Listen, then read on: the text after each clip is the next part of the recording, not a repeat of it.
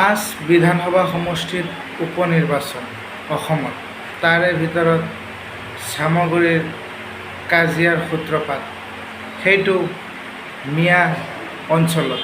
মিয়াসকলক অনুৰোধ জনাইছোঁ, আপোনালোকে অলপ সংযম কৰক।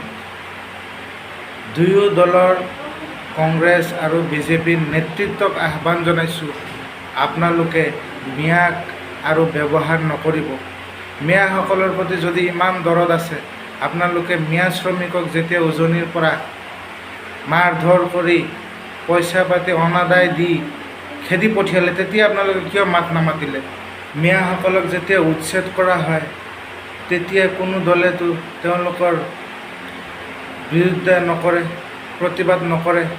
তেওঁলোকৰ সংস্থাপনৰ হৈ এই দুয়োটা দলে ইমান দিনে মিয়াসকলক এটা দলে উচ্ছেদৰ সুবিধা কৰি দিলে, আনটো দলে উচ্ছেদ কৰি আছে।